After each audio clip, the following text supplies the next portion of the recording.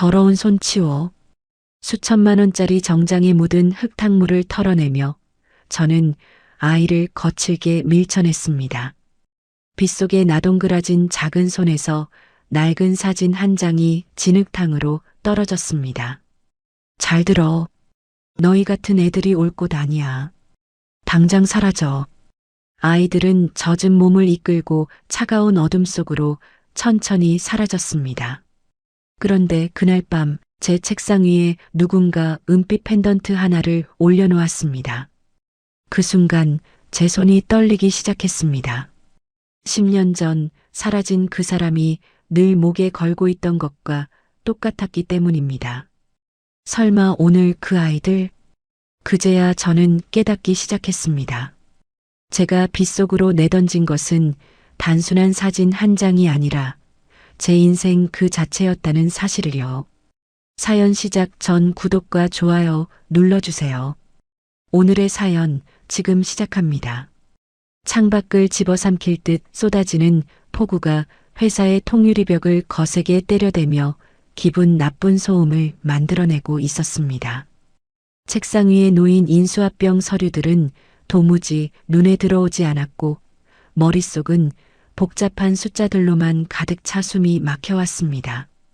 차가운 공기를 마시며 열을 식히기 위해 엘리베이터를 타고 로비로 내려갔는데 1층은 이미 아수라장이 되어 있더군요. 번쩍이는 대리석 바닥 곳곳에 찍힌 진흙 발자국들이 제 신경을 날카롭게 긁어댔습니다.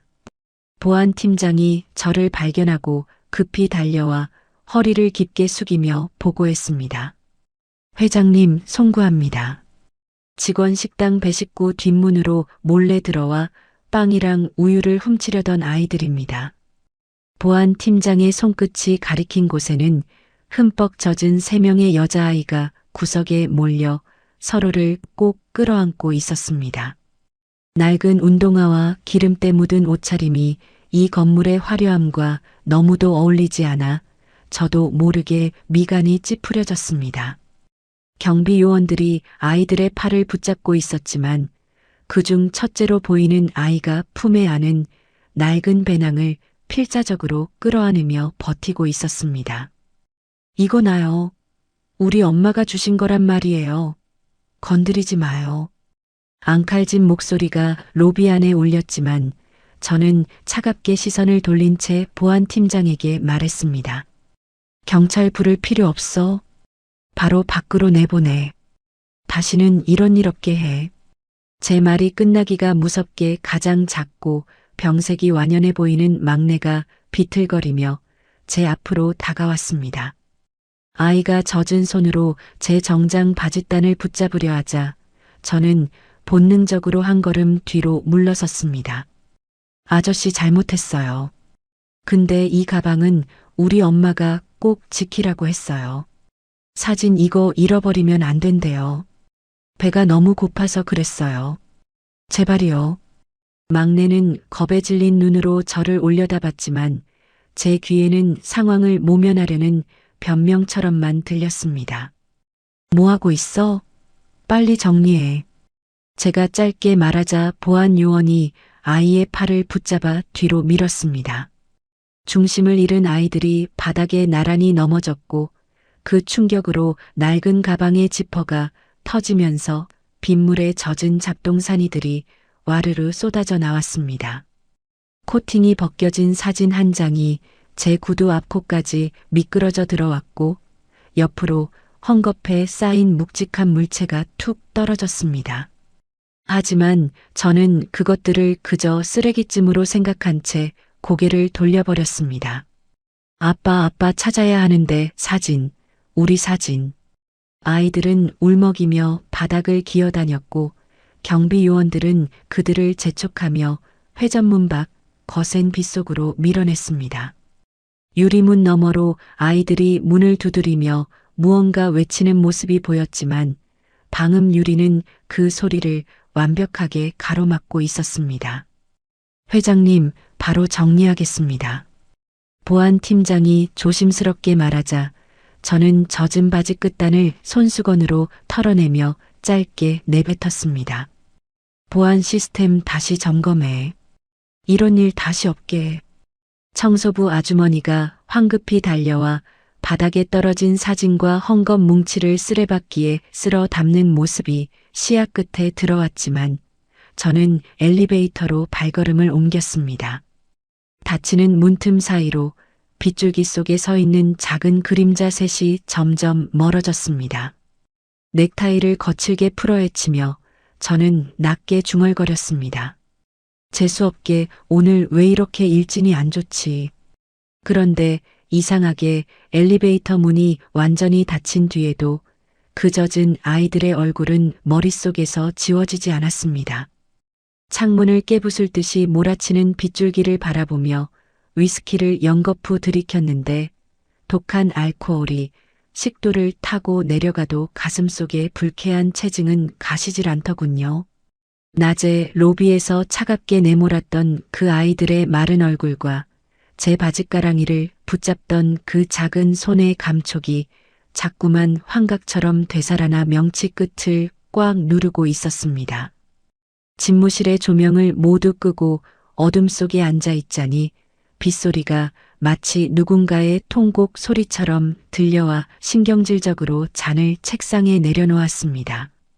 그때 김 비서실장이 노크도 없이 급하게 문을 열고 들어왔는데 평소 바늘로 찔러도 피 한 방울 안 나올 것 같던 그 사람의 얼굴이 유령이라도 본 듯 하얗게 질려 있었습니다. 무슨 일이야, 이 시간에 예의도 없이.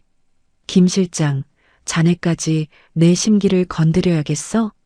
퇴근 안 하고 거기서 뭐 하고 있었던 거야? 제가 소리를 지르며 쏘아붙였지만 김 실장은 대답 대신 떨리는 손으로 손수건에 쌓인 물건을 제 책상 정중앙에 조심스럽게 올려두었습니다. 회장님, 송구합니다. 하지만 이걸 확인하지 않으시면 평생 후회하실 것 같아 가져왔습니다. 아까 로비에서 아이들이 떨어뜨리고 간 물건들입니다. 청소부가 쓰레기통에 버리려던 것을 제가 마지막에 확인했습니다. 저는 귀찮다는 듯 혀를 차며 손수건을 거칠게 젖혔고 그 안에서 빗물에 젖어 눅눅해진 사진 한 장과 낡은 헝겊 뭉치가 나타나는 순간 심장이 덜컥 내려앉는 기분을 느꼈습니다. 떨리는 손으로 사진을 집어든 제 눈에 들어온 건 10년 전 저를 배신하고 거액의 돈을 챙겨 떠났다고 믿었던 첫사랑 연수의 해맑은 미소였습니다. 이게 왜? 연수가 왜 이 사진 속에 있는 거지? 김 실장, 이게 도대체 어떻게 된 일이야? 사진 속 연수는 낡은 단칸방 같은 곳을 배경으로 3명의 갓 태어난 아기들을 품에 안고 세상에서 가장 행복한 표정을 짓고 있었습니다. 사진의 코너는 이미 달아해져 있었고 누군가 수천 번은 어루만진 듯 색이 발해 있었는데 그 모습이 마치 저를 원망하는 눈빛처럼 느껴져 숨이 가빠왔습니다.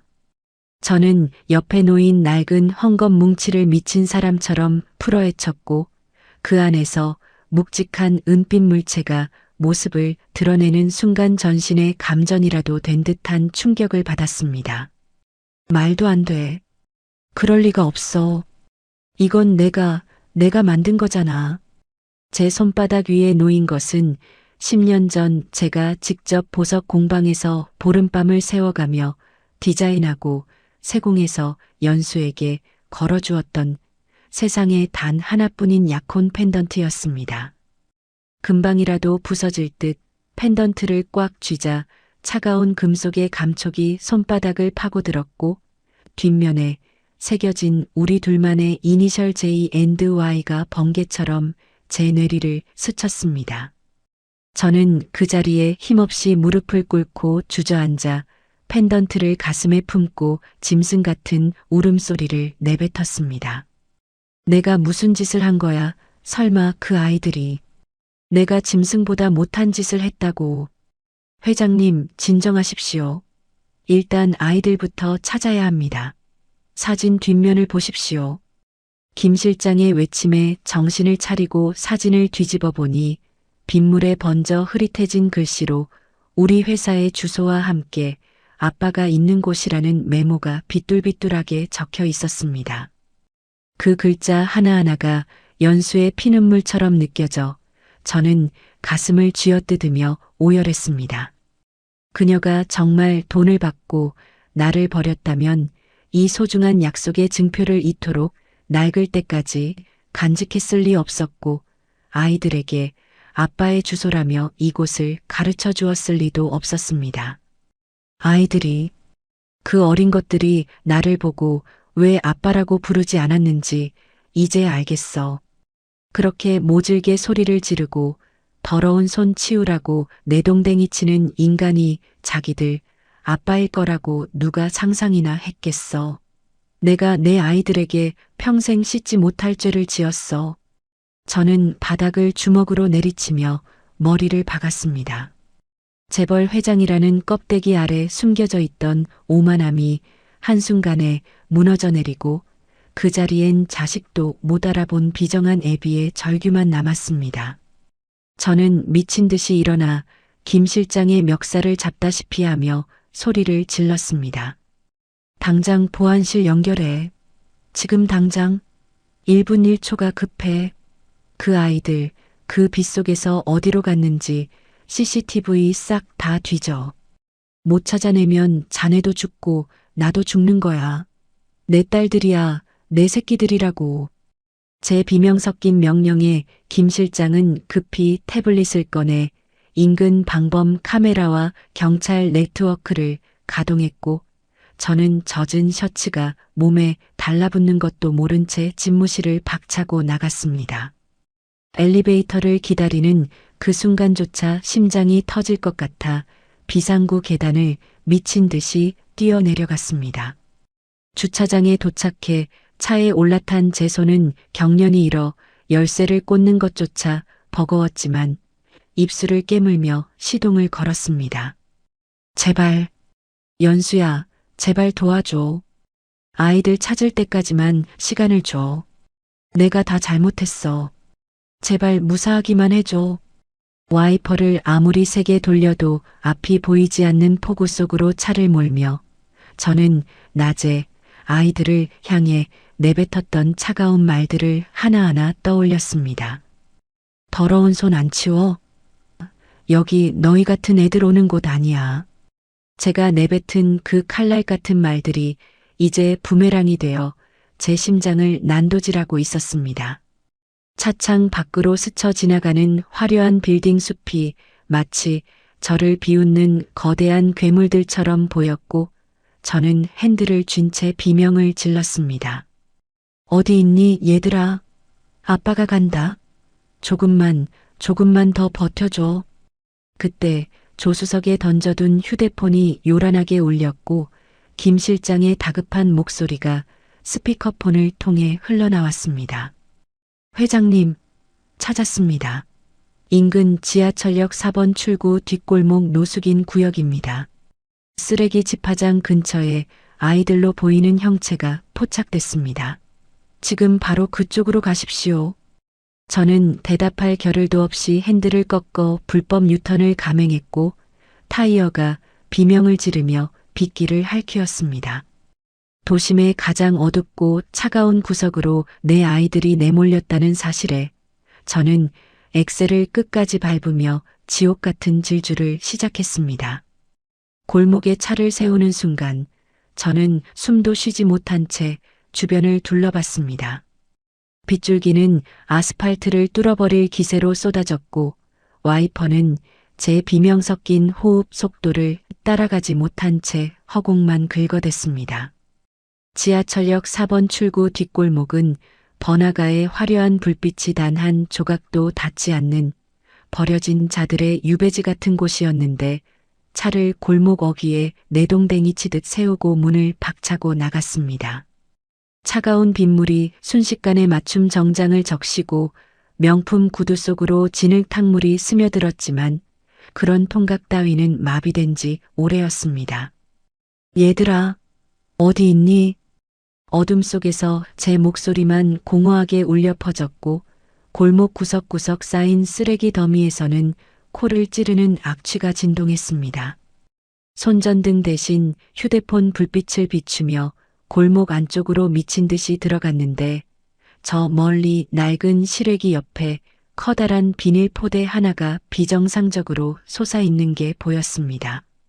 가까이 다가가자 비닐 아래에서 미세하게 떨리는 작은 형체 셋이 눈에 들어왔고 저는 그 자리에 얼어붙은 듯 멈춰 서고 말았습니다. 아빠가 왔다. 얘들아, 아빠야.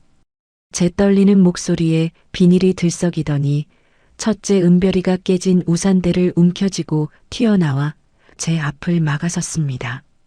아이의 눈은 빗물인지 눈물인지 모를 액체로 범벅이 되어 있었고 낮에 보았던 그 맑은 눈망울은 온데간데 없이 오직 살기 어린 경계심만 가득했습니다. 오지 마요. 우리 아빠 아니야. 나쁜 아저씨잖아. 우리 또 때리러 왔어요? 우리 또 쫓아낼 거예요? 은별이의 절규가 빗소리를 뚫고 제 가슴을 정통으로 찔러왔고 저는 숨을 쉴 수가 없어 가슴을 움켜쥐었습니다. 그 뒤로 비닐 속에서 덜덜 떨고 있는 둘째 은비와 막내 은채의 작은 발이 보였는데 낡은 운동화는 이미 형체를 알아볼 수 없을 정도로 젖어 터져 있었습니다. 아니야. 은별아, 아저씨가 몰랐어. 이 펜던트 좀 봐. 엄마가 준 이거, 이 아저씨가 엄마한테 준 거야. 내가 다 잘못했다. 제발 한 번만 아빠라고 불러주면 안 되겠니? 저는 진흙탕 바닥에 무릎을 꿇고 주머니에서 펜던트를 꺼내 떨리는 손으로 내밀었습니다. 하지만 아이들은 제 손에 들린 은빛 펜던트보다 낮에 자신들을 짐짝처럼 밀쳐내던 제 차가운 눈빛을 더 또렷하게 기억하고 있었습니다. 은별이가 제 손을 우산대로 내리치며 소리를 질렀습니다. 거짓말하지 마. 우리 엄마가 아빠는 우리를 기다리는 따뜻한 사람이라고 했어. 그런데 아저씨는 우리 은채를 밀었잖아. 우리 배고픈데 사진도 다 버렸잖아. 아저씨 같은 아빠 필요 없어. 저리 가. 아이의 매몰찬 거절에 저는 심장이 갈갈이 찢겨나가는 고통을 느꼈으며 빗물 섞인 눈물이 턱 끝을 타고 하염없이 흘러내렸습니다. 오만한 권력의 정점에서 남의 인생을 짓밟으며 살아온 제가 제 핏줄에게 인간 이하의 취급을 받는 것은 당연한 인과응보였습니다.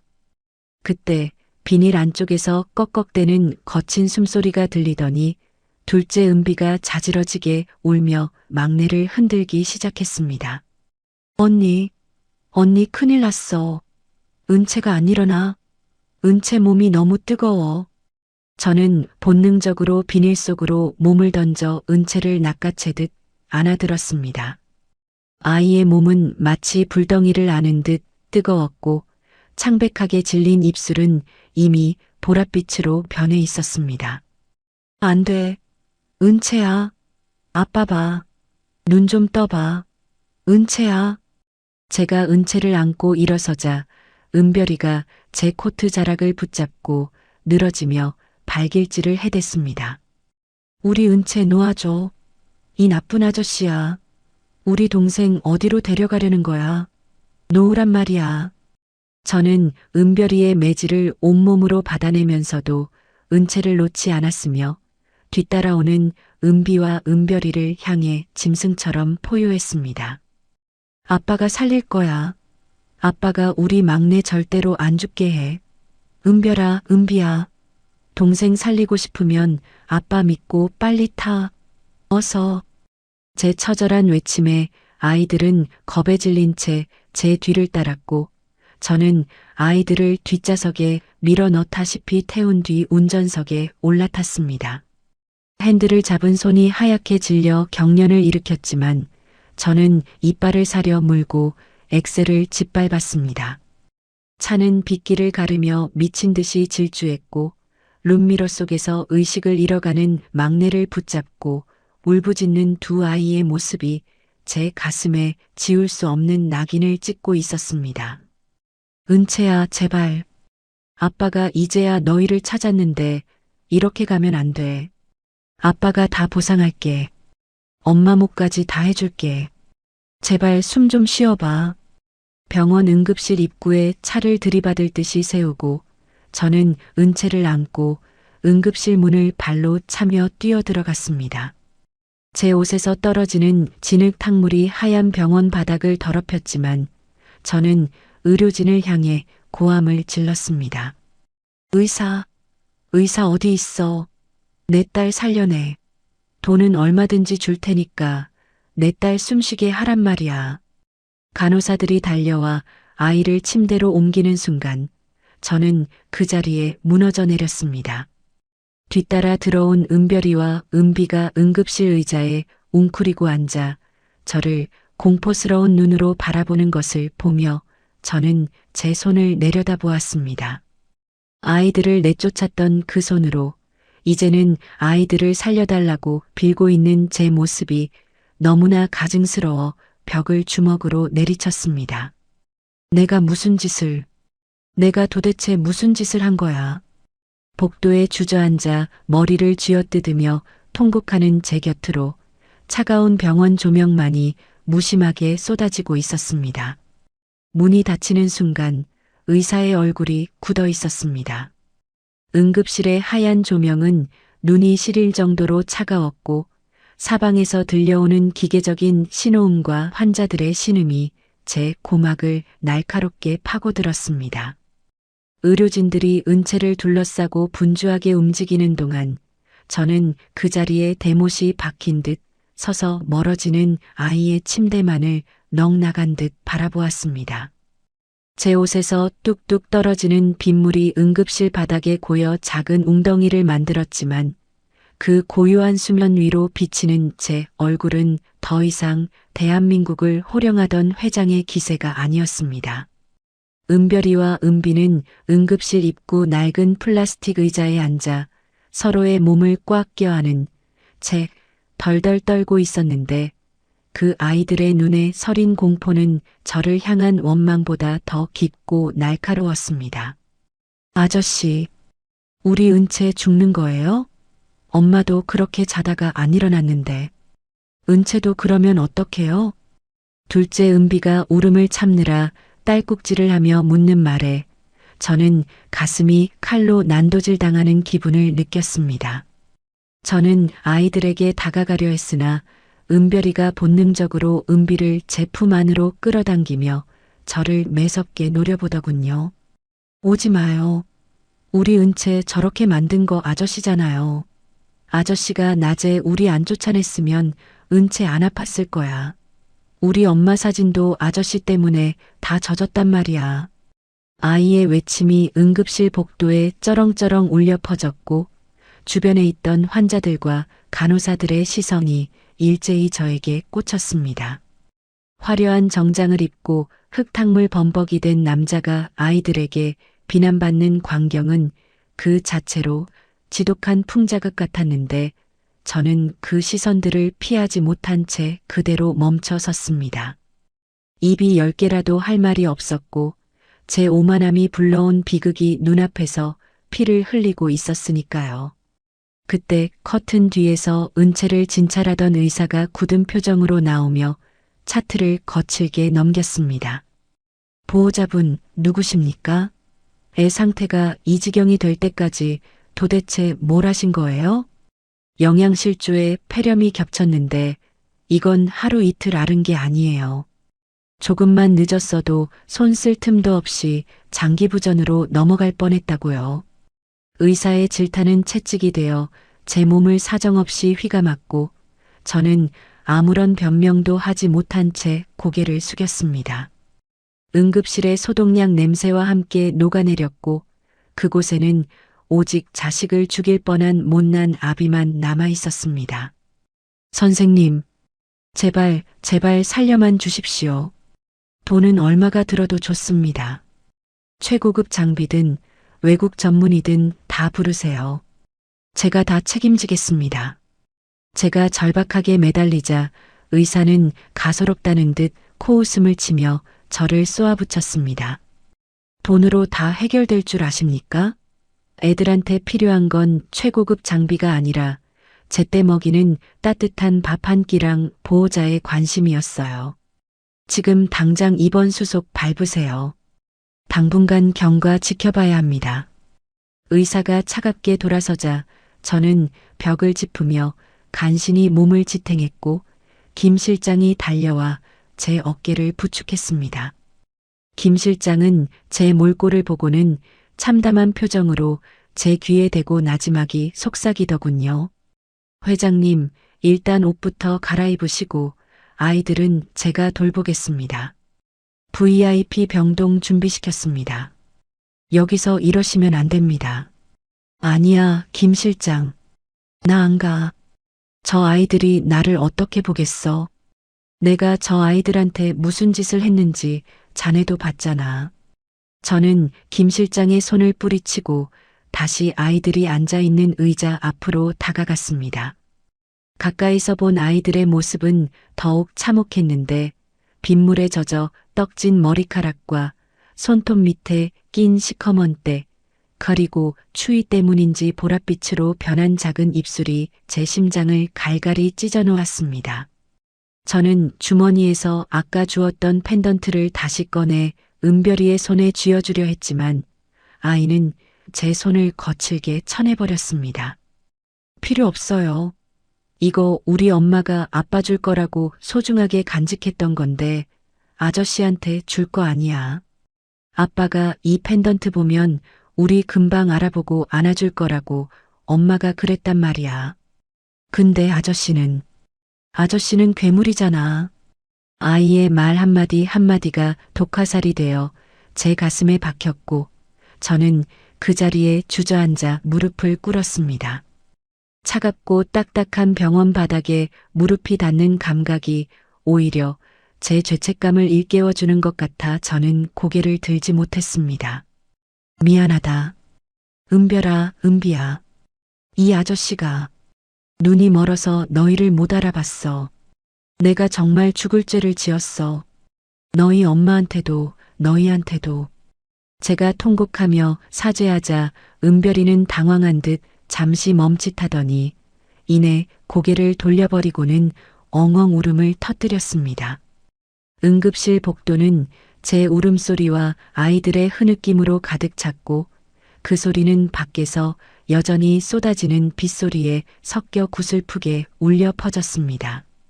그때 은채를 태운 침대가 중환자실로 옮겨지기 시작했고 저는 무릎을 꿇은 채로 기어가듯 아이의 침대를 따라갔습니다. 산소 마스크를 쓴 채 가쁘게 숨을 몰아쉬는 막내의 창백한 얼굴을 보며 저는 다시 한번 피눈물을 흘리며 맹세했습니다. 절대로 안 보낸다. 은채야, 아빠가 너 절대로 안 보내. 너희 엄마가 남겨준 마지막 선물인데 아빠가 목숨 걸고 지킬 거야. 중환자실 문이 닫히고 붉은 등이 들어오자 저는 그 문 앞에 그대로 주저앉아 밤을 지새울 준비를 했습니다. 화려한 펜트하우스의 침대보다 지금 이 차가운 복도 바닥이 제 죄를 씻어줄 유일한 성소처럼 느껴졌으니까요. 제 곁에 앉아 졸음을 참으며 서로를 의지하는 두 아이를 바라보며 저는 이제 제가 마주해야 할 또 다른 지옥, 10년 전의 진실을 향해 칼날을 갈기 시작했습니다. 그때 제 주머니 속 휴대폰이 짧게 진동했습니다. 발신자 이름 연수 어머니. 휴대폰 화면 속 연수 어머니라는 이름을 보는 순간 심장이 멎는 줄 알았습니다. 하지만 전화를 받기 전에 김 실장이 급하게 다가와 봉투를 내밀었습니다. 중환자실의 붉은 등은 마치 제 심장을 옥죄는 선고처럼 한참 동안 꺼질 줄을 몰랐습니다. 복도 끝에 웅크리고 앉아 서로의 온기에 기대어 잠든 은별이와 은비를 바라보며 저는 제가 누려온 그 모든 부귀영화가 얼마나 더덥고 추악한 것이었는지 뼈저리게 느끼고 있었습니다. 새벽 4시 병원의 정적을 깨고 김 실장이 어두운 낯빛으로 제게 다가와 서류 봉투 하나를 건네주었는데 그의 손가락 끝이 미세하게 떨리는 것을 보는 순간 저는 불길한 예감에 휩싸였습니다. 회장님, 아이들의 가방 안쪽 깊숙한 곳에서 발견한 것들입니다. 그리고 연수 씨의 마지막 흔적들을 찾았습니다. 저는 숨을 들이켜며 서류 봉투를 낚아채듯 받아들었습니다. 그 안에는 빗물에 젖어 쭈글쭈글해진 연수의 낡은 일기장과 몇 장의 병원 진단서, 그리고 제가 10년 동안 가토록 믿어 의심치 않았던 배신의 증거들을 단숨에 뒤집어버릴 지독한 진실들이 담겨 있었습니다. 서류를 한 장씩 넘길 때마다 제 손등에는 핏줄이 돋아났고 눈앞이 핏빛으로 물드는 것 같은 극심한 분노가 치밀어 올랐습니다. 이게 다 사실이야? 정말 장 여사가 이 모든 일을 꾸몄단 말인가? 일기장 속 연수의 기록은 처절하다 못해 비릿한 피냄새가 나는 듯 했습니다. 10년 전 장 여사는 저 몰래 연수를 불러내 제 앞날을 망치지 말라며 협박했고 급기야 사람을 사서 임신 중이었던 연수를 어두운 골목으로 몰아넣었습니다. 도망치던 연수는 계단에서 굴러떨어져 평생을 안고 살아야 할 척추 질환과 합병증을 얻었으며 장 여사는 연수가 저를 배신하고 돈을 받아 떠난 것처럼 입금 내역을 조작해 제 눈을 가렸던 겁니다. 저는 입술을 깨물며 짐승 같은 신음을 내뱉었습니다. 연수는 그 몸을 이끌고 공장 부속을 조립하며 입에 풀칠을 했고 아이들이 배가 고파 올 때마다 제 이름이 새겨진 펜던트를 쥐어주며 너희 아빠는 아주 멋진 사람이야. 언젠가 꼭 우리를 데리러 올 거야 라고 거짓말을 하며 버텼던 겁니다. 죽기 직전까지도 연수는 아이들에게 제가 로비에서 찍힌 신문 스크랩을 보여주며 이 주소로 찾아가면 아빠가 너희를 지켜줄 거라 유언을 남겼는데 정작 그 아빠라는 작자는 제 새끼들을 쓰레기처럼 빗속으로 내던졌으니 장 여사, 그 악마 같은 여자가 내 인생을, 연수의 인생을 이렇게 유린했단 말이지. 저는 서류 뭉치를 꽉 쥐어뜯으며 자리에서 일어났습니다. 분노로 인해 전신이 사정없이 떨렸고 제 눈빛은 이미 이성을 잃은 맹수의 그것처럼 번뜩이고 있었습니다. 그때 중환자실 문이 열리고 의사가 나와 마스크를 벗으며 긴 한숨을 내쉬었습니다. 보호자분, 고비는 넘겼습니다. 다행히 아이가 살려는 의지가 강하네요. 하지만 영양 상태가 워낙 최악이라 장기적인 치료가 필요합니다. 당분간 절대 안정이 필요하니 주의하세요. 의사의 말이 끝나기가 무섭게 저는 무릎에 힘이 풀려 벽을 짚고 주저앉았습니다. 살았다는 안도감과 동시에 장 여사를 향한 살이에 가까운 증오가 제 이성을 지배하기 시작했습니다. 저는 김 실장의 멱살을 잡고 차갑게 가라앉은 목소리로 명령했습니다. 지금 당장 장 여사 저택으로 차 대기시켜. 그리고 이사회 멤버들 전부 소집해. 10년 전 연수 씨 담당했던 심부름 센터 놈들 무슨 수를 써서라도 찾아와. 이번엔 내가 직접 끝낸다. 회장님, 지금 가시면 정면 충돌입니다. 조금 더 확실한 증거를. 증거? 내 아이들의 눈물이 증거고 연수의 죽음이 증거야. 더 이상 기다릴 이유가 없어. 내 손으로 그 여자의 가짜 왕국을 무너뜨릴 거니까. 저는 잠든 은별이와 은비의 머리를 한 번씩 쓰다듬은 뒤 병원을 박차고 나갔습니다. 밖은 어느덧 비가 그치고 푸르스름한 새벽빛이 밝아오고 있었지만 제 가슴 속에는 그 어떤 태양도 비추지 못할 깊고 어두운 심판의 불길이 타오르고 있었습니다. 차에 올라탄 저는 핸들을 부술듯이 움켜쥐며 백미러 속에 비친 제 차가운 눈을 응시했습니다. 장 여사, 당신이 만든 그 가짜 천국에서 우아하게 아침을 맞이하고 있겠지. 하지만 오늘이 당신 생애 가장 길고 고통스러운 날이 될 거야. 내가 장담하지. 차는 굉음을 내며 장 여사의 저택을 향해 질주하기 시작했고 저는 품 안의 펜던트를 만지며 연수에게 맹세했습니다.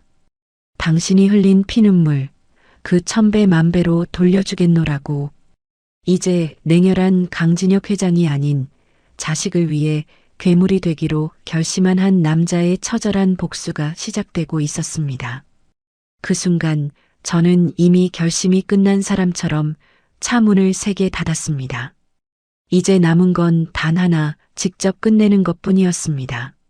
새벽 안개가 자욱하게 깔린 도로는 비에 젖어 검게 타버린 뱀처럼 끝없이 이어졌고 저는 가속 페달을 밟는 발끝에 온 신경을 집중하며 광기 어린 질주를 멈추지 않았습니다. 장 여사의 저택은 도심 외곽의 높은 언덕 위에서 성체처럼 군림하고 있었는데 그 우아하고 고결한 담벼락 뒤에 추악한 진실이 숨겨져 있다는 사실에 저는 핸들을 쥔 손을 부르르 떨었습니다. 대형 철제 대문 앞에 도착하자마자 저는 경적을 길게 울려댔고 당황해서 뛰어나온 경비원들이 제 차를 막아서려 했지만 저는 속도를 줄이지 않고 그대로 밀어붙일 기세로 돌진했습니다. 회장님, 이 새벽에 어쩐 일이십니까? 사모님은 아직 취침 중이십니다. 경비원이 차창을 두드리며 소리쳤으나 저는 차 문을 박차고 나가 그의 가슴팍을 거칠게 밀쳐버렸습니다. 제 눈에 서린 살기를 본 경비원들은 뒷걸음질을 쳤고 저는 현관문을 부술듯이 열어젖히며 대저택의 정막을 갈기갈기 찢어놓았습니다. 화려한 대리석 바닥 위로 제 흙탕물 묻은 구두 자국이 선명하게 찍혔지만 저는 아랑곳하지 않고 2층 침실을 향해 계단을 뛰어 올라갔습니다. 장 여사, 당장 나와. 이제 그만 끝냅시다. 제 포유에 놀란 집사들이 달려나왔지만 제 서슬퍼런 기세에 눌려 감히 접근하지 못했고 잠시 후 분홍색 실크 가운을 걸친 장 여사가 부스스한 모습으로 침실 문을 열고 나타났습니다. 그녀는 처음에 당황한 듯 보였으나 이내 특유의 차갑고 오만한 미소를 지으며 제 앞을 가로막더군요.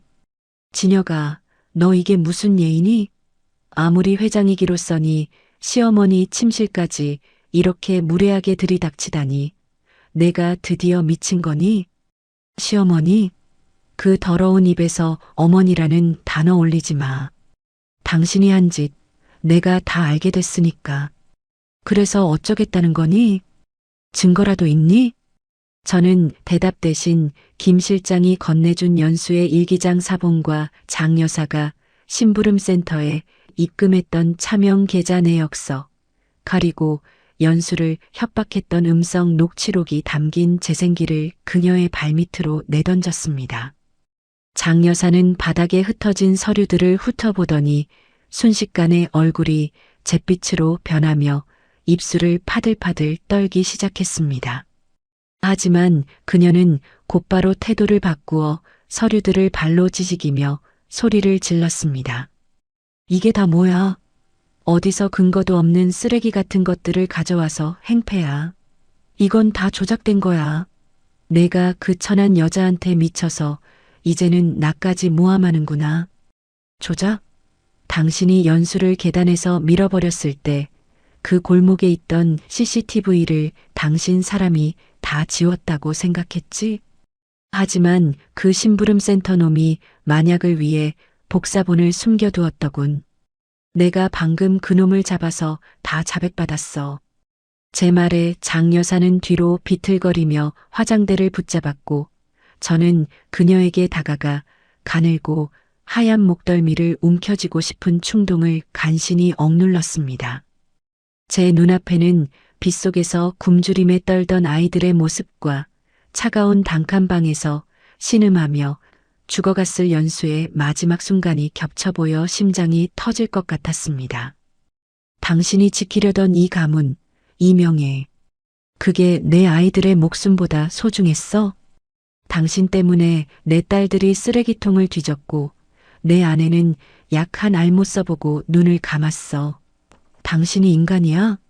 당신이 그러고도 사람이야. 제 절규가 방 안을 가득 채우자 장 여사는 광기 어린 웃음을 터뜨리며 제 얼굴을 쏘아보더군요. 그래, 내가 했다. 그래서 뭐? 너 같은 대기업 후계자가 그런 근본도 없는 여자랑 엮여서 인생 망치는 꼴을 내가 어떻게 보니? 내가 아니었으면 넌 지금 그 자리에 앉아있지도 못했어. 다 너를 위해서, 우리 가문을 위해서였다고. 나를 위해서라고? 아니, 당신은 당신의 탐욕을 위해 내 인생을 제물로 바친 거야. 이제 그 대가를 치러야지. 저는 주머니에서 휴대폰을 꺼내 김 실장에게 짧게 한마디를 던졌습니다. 지시한 대로 집행해. 그 말이 떨어지기가 무섭게 장 여사의 휴대폰이 요란하게 울리기 시작했고 그녀가 비명처럼 전화를 받자 건너편에서 비서의 다급한 목소리가 흘러나왔습니다.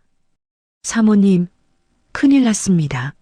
검찰에서 자택 압수수색 영장이 발부됐고 사모님 명의의 모든 계좌가 동결되었습니다.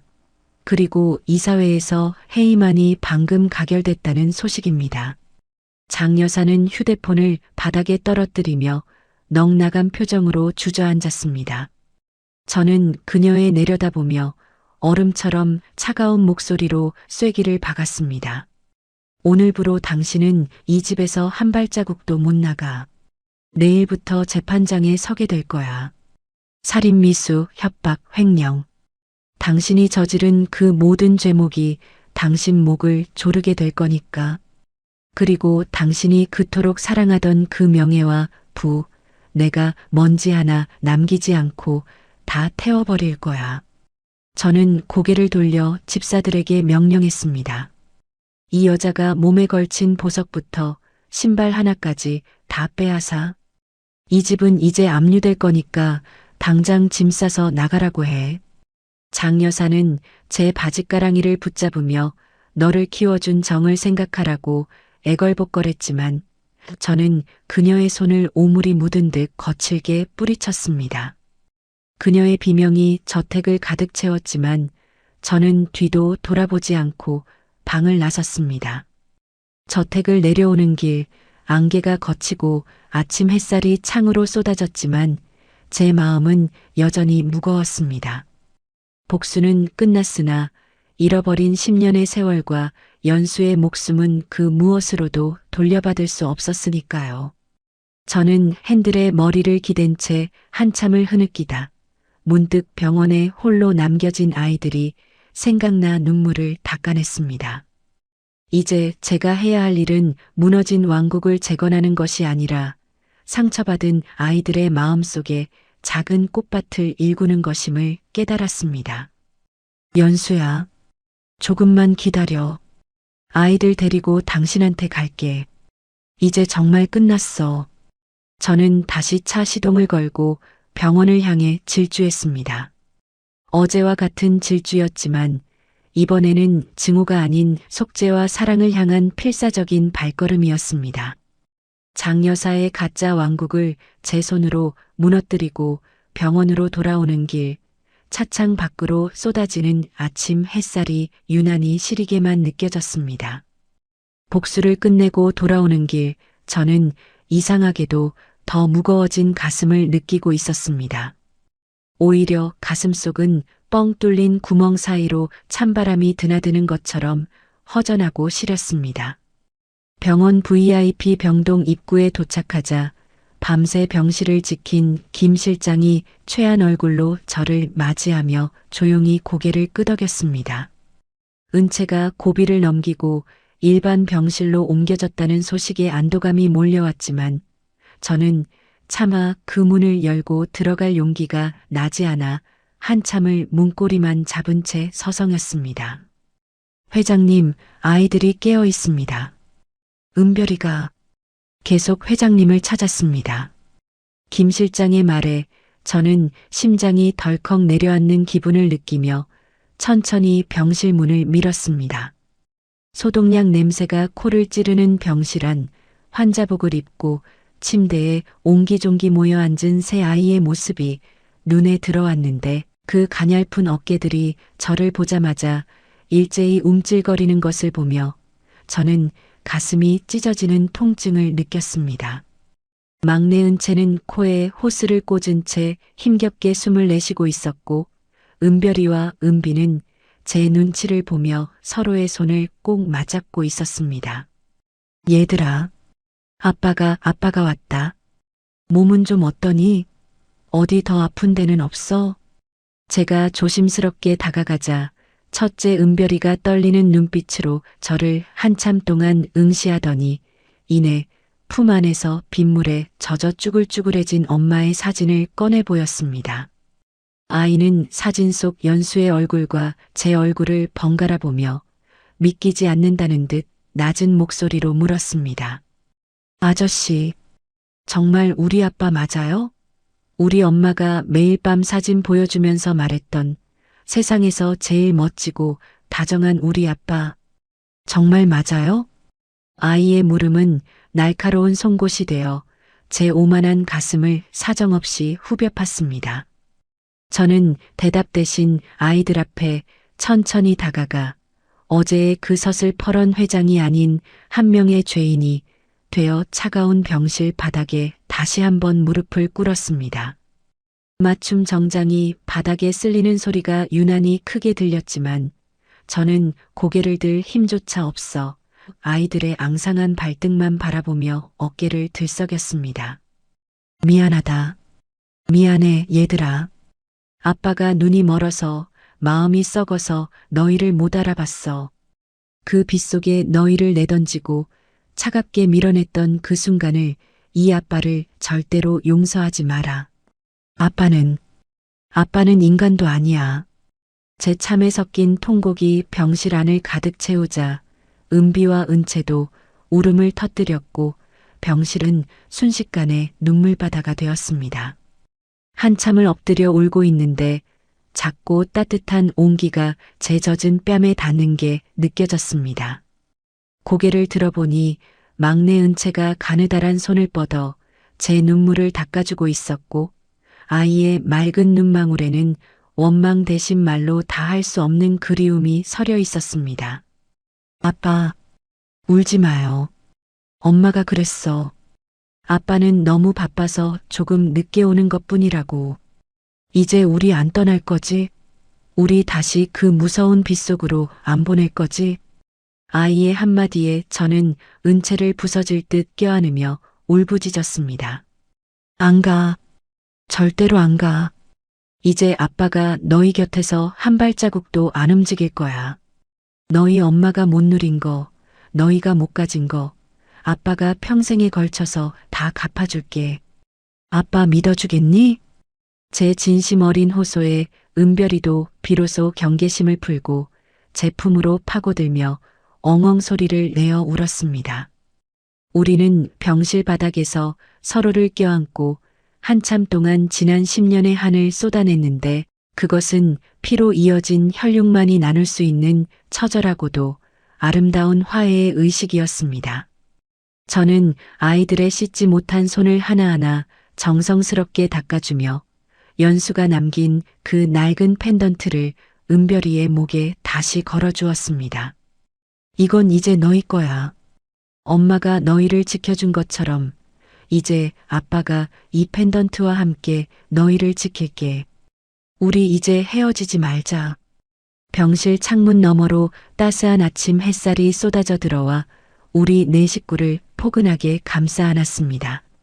아이들의 웃음소리가 섞인 울음소리를 들으며 저는 비로소 제가 돌아가야 할 진짜 집이 어디인지 깨달았습니다. 그것은 화려한 펜트하우스가 아니라 제 아이들의 작은 숨소리가 들리는 바로 이곳이었습니다. 저는 잠든 아이들의 얼굴을 하나씩 쓰다듬으며 창밖의 하늘을 향해 연수에게 마지막 인사를 건넸습니다. 연수야, 보고 있지? 이제 우리 아이들 절대 안 울려. 당신이 남겨준 이 소중한 보물들, 내 목숨보다 귀하게 키울게. 고맙다. 나를 아빠로 살게 해줘서. 저는 아이들의 손을 꽉 잡은 채 다시는 놓지 않겠다는 듯 깊은 잠에 빠진 아이들의 곁을 밤새도록 지켰습니다. 제 인생의 가장 긴 밤이 지나고 비로소 찬란한 아침이 밝아오고 있었습니다. 은채가 처음으로 웃으며 아빠라고 불러준 날부터 제 시간은 다시 흐르기 시작했습니다. 병원에서 보낸 일주일은 제 인생 50년 세월을 모두 합친 것보다 더 밀도 있고 소중한 시간이었습니다. 아이들의 건강 상태가 기적적으로 호전되어 퇴원 허락이 떨어진 날, 저는 새벽부터 일어나 아이들이 입을 새 옷들을 손수 챙겼습니다. 아이들이 면 티셔츠와 멜빵 바지를 입고 거울 앞에서 뱅글뱅글 도는 아이들의 모습이 마치 하늘에서 내려온 천사들 같아 눈시울이 자꾸만 뜨거워졌습니다. 아빠, 이 옷 진짜 부드러워요. 엄마가 시장에서 사주던 것보다 100배는 더 폭신폭신해요. 막내 은채가 제 다리에 매달려 애교를 부리자 저는 아이를 번쩍 안아 올리며 코끝을 비벼댔습니다. 병원 정문을 나서자 찬란한 오후의 햇살이 우리 가족을 축복하듯 쏟아졌고 그 빛 아래 대기 중인 리무진을 본 아이들은 입을 다물지 못한 채 서로의 손을 꼭 잡았습니다. 예전 같으면 남들의 시선을 의식해 근엄한 표정을 지었겠지만 이제 저는 아이들의 환호성에 맞춰 함께 소리를 지르며 차 문을 열어주는 평범한 아버지가 되어 있었습니다. 자, 우리 공주님들, 이제 진짜 우리 집으로 가자. 엄마가 하늘에서 지켜보고 있으니까 우리 씩씩하게 인사하고 출발할까? 리무진이 가장 먼저 향한 곳은 도심이 한눈에 내려다 보이는 고즈넉한 언덕 위의 수목장이었습니다. 연수의 이름이 새겨진 하얀 명패 앞에 서자 아이들은 누가 먼저랄 것도 없이 나무를 껴안고 그동안 참아왔던 이야기들을 쏟아내기 시작했습니다.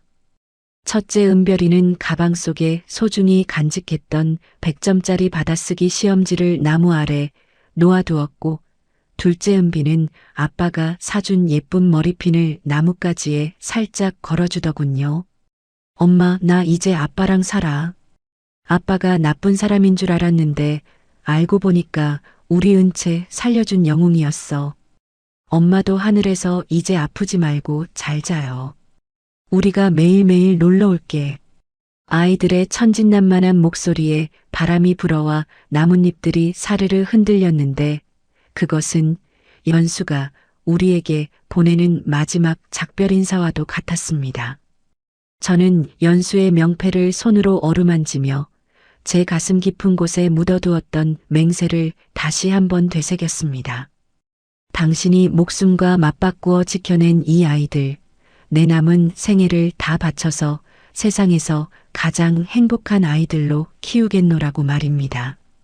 집으로 돌아오는 길, 차 안은 아이들의 웃음소리와 질문 공세로 쉴 틈이 없었습니다. 아빠 집에도 텔레비전 있어요? 아빠 집엔 강아지 키워도 돼요? 라는 순수한 물음들에 저는 연신 고개를 끄덕이며 아이들의 머리를 쓰다듬었습니다. 드디어 저택의 육중한 대문이 열리고 푸른 정원이 펼쳐지자 아이들은 리무진 시트에 코를 박고 창밖 풍경에 넋을 잃었습니다. 예전에 장여사가 머물던 차갑고 위선적인 공간들은 이미 모두 걷어냈고 집안 곳곳은 아이들이 좋아할 만한 따뜻한 색감의 가구와 인형들로 가득 채워져 있었습니다.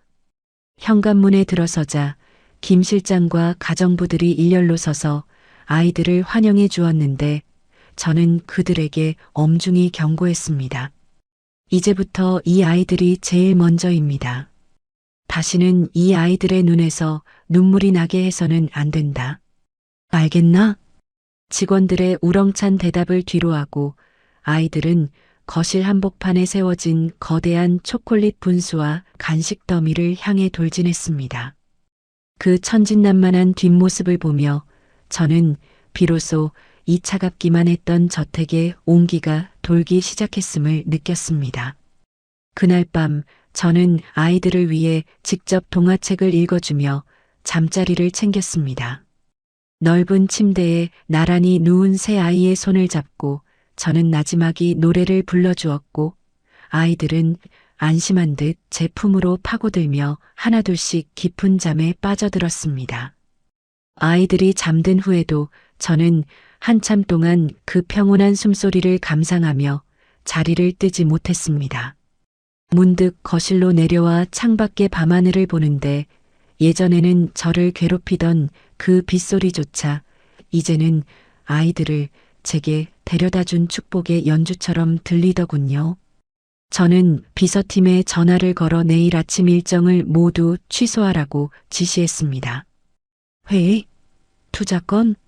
그런 건 나중에 해. 내일은 내 딸들이랑 동물원에 가기로 했으니까. 앞으로 내 스케줄의 1순위는 무조건 아이들이다. 전화를 끊고 돌아보니 거실 벽면에 아이들이 그린 서툰 가족 그림이 걸려 있었습니다. 졸라맨처럼 그려진 아빠와 엄마 그리고 새 아이가 손을 잡고 웃고 있는 그 그림은 수조원 가치의 명화보다 훨씬 더 찬란하게 빛나고 있었습니다. 저는 주머니 속 연수의 사진을 꺼내 살며시 입을 맞추며 혼잣말을 중얼거렸습니다. 연수야, 고맙다. 나에게 이런 기적 같은 선물을 남겨줘서. 이제 우리 5 식구 영원히 헤어지지 않고 행복할게. 사랑한다. 저는 거실에 불을 끄고 아이들이 있는 방으로 조용히 걸음을 옮겼습니다.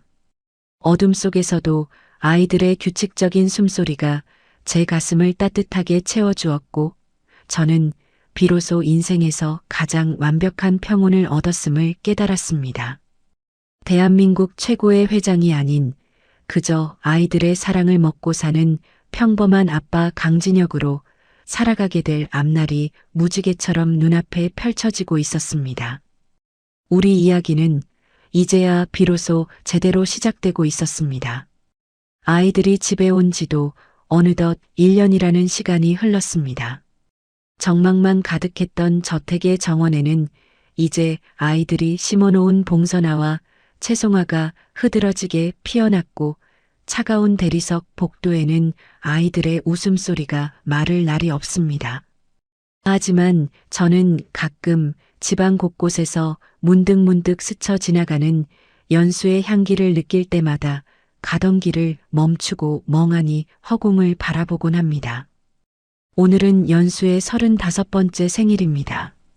저는 아이들과 함께 이른 아침부터 정성스럽게 도시락을 싸서 그녀가 잠든 수목장 언덕을 찾았습니다.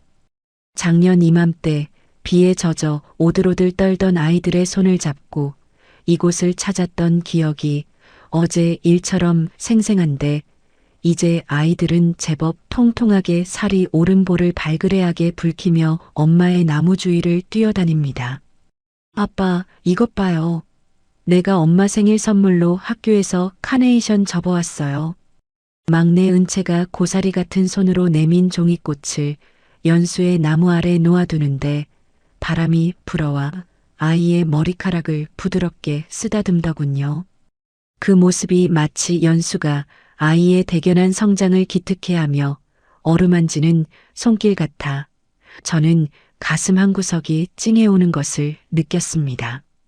저는 아이들을 잠시 김 실장에게 맡기고 나무 앞에 홀로 앉아 품 안에서 낡은 수첩 하나를 꺼냈습니다.